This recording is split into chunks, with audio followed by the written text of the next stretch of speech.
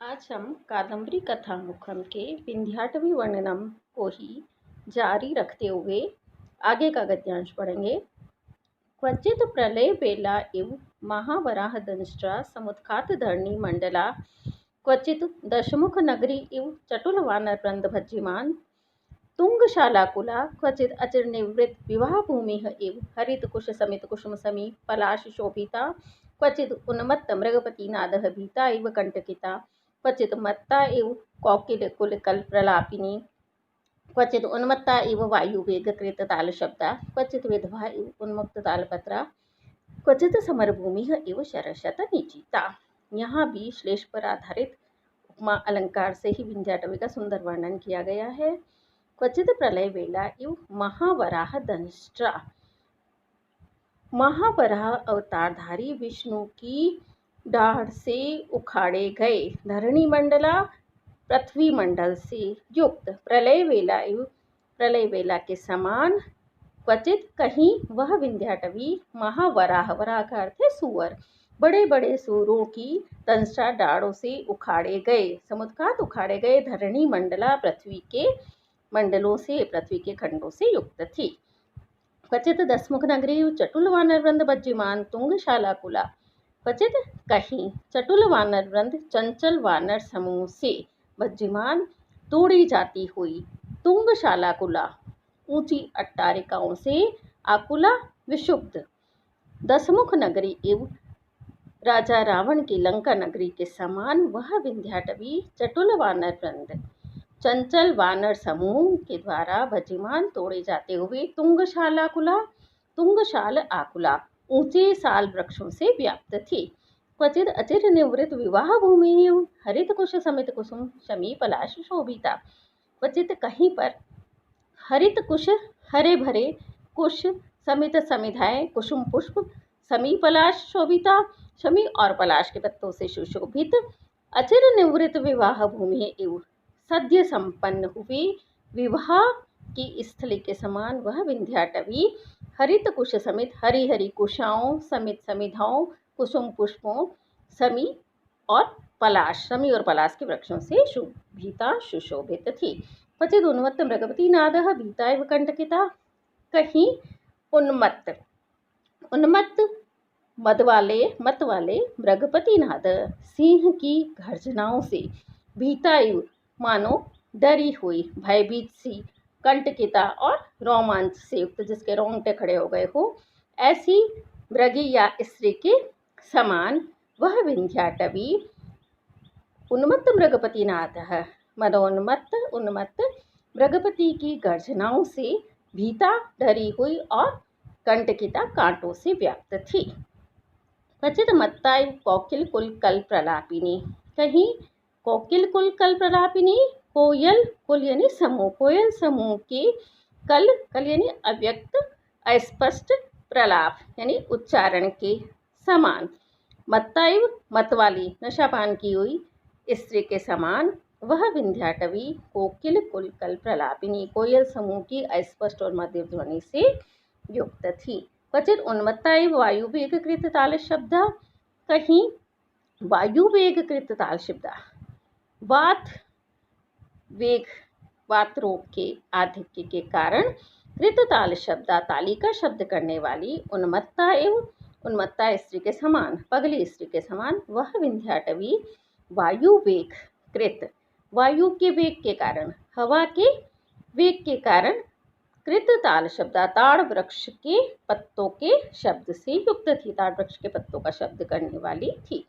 क्वचित विधवा एवं उन्मुक्त तालपत्रा, कहीं तालपत्र से बने हुए कर्णाभूषण का परित्याग करने वाली उन्मुक्त छोड़ने वाली विधवा एवं विधवा स्त्री के समान वह विंध्याटवी तालपत्रा उन्मुक्त ताड़ वृक्ष के पत्तों को गिरा रही थी, उनका परित्याग करने वाली थी। क्वचित समर भूमि है एवं शरसत निचिता, और कहीं शत सैकड़ों सर बाणों से निचिता व्याप्त समर भूमि है एवं युद्ध स्थली के समान वह विंध्याटवी सैकड़ों शर का दूसरा अर्थ है सरकंडों के पौधों से व्याप्त थी।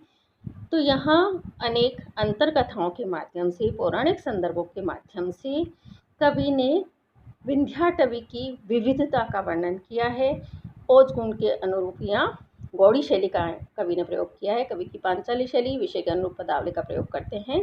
तो क्वचित प्रलय वेलायु महावराह दंशा समुत्खात धरणी मंडला, इस पंक्ति में गौड़ी शैली का विषय के अनुरूप विंध्याटवी की भयावहता को, भयंकरता को उद्घाटित करने के लिए यहाँ कर्कश कठोर पदावली का कवि ने प्रयोग किया है।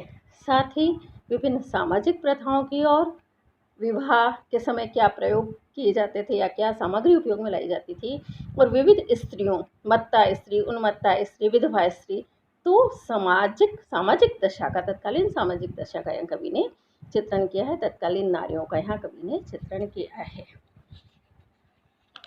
अब अगला अनुच्छेद में पढ़ रही हूँ। क्वचित अमरपति तनुः इव नेत्र सहस्र शंकुला, क्वचित नारायण मूर्ति इव तमाल नीला, क्वचित पार्थरथ पताका इव वानर आक्रांता, क्वचित अवनीपति द्वारभूमि इव वैत्रलता शत दुष्प्रवेशा, क्वचित विराट नगरी इव कीचक शतावृता, क्वचित अंबरसिंह इव व्याध अनुगम्यमान तरल तारक मृगा, क्वचित ग्रहित व्रता इव दर्भ चीर जटा वल्कल धारिणी, अपरिमित बहल पत्र संचयापि सप्तपर्णभूषिता, क्रूर सत्वापि मुनिजन सेविता, पुष्पवती अपि पवित्रा विंध्याटवी नाम। कहीं नेत्र शास्त्र संकुला, नेत्र में श्लेष यहाँ हजारों नेत्रों से संकुल, हजारों नेत्रों से भरे हुए अमरपति तनु एवं अमरपति देवेंद्र, इंद्र के शरीर के समान वह विंध्याटवी हजारों नेत्र का अर्थ नेत्र वृक्ष भी, हजारों नेत्र वृक्षों से व्याप्त थी। क्वचित नारायण मूर्ति तमाल नीला, कहीं तमाल वृक्षों के समान नीलवर्णी, नारायण मूर्ति है, नारायण की मूर्ति के समान वह विंध्याटवी तमाल नीला, तमाल वृक्षों से नीलवर्णी अर्थात श्याम वर्णा थी। तमाल वृक्षों की वहाँ प्रचुरता थी। क्वचित पार्थरथ पताका वानर आक्रांता, कहीं वानर हनुमान जी से आक्रांता चिन्हित पार्थरथ पताका, अर्जुन के रथ की पताका के समान वह विंध्याटवी वानर आक्रांता, वानरों से व्याप्त थी, बंदरों से भरी हुई थी।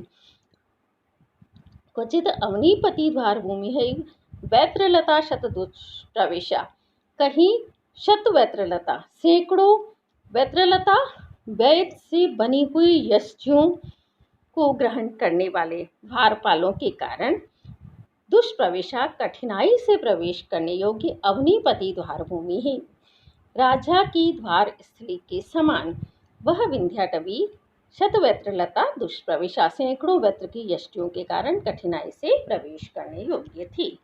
क्वचित विराट नगरी कीचक शतावृता, और कहीं सैकड़ों कीचकों से व्याप्त विराट राजा की नगरी के समान वह विंध्याटवी, कीचक का दूसरा अर्थ होता है छिद्र वाले बांस, सैकड़ों छिद्र वाले बांसों से आवृत थी, व्याप्त थी।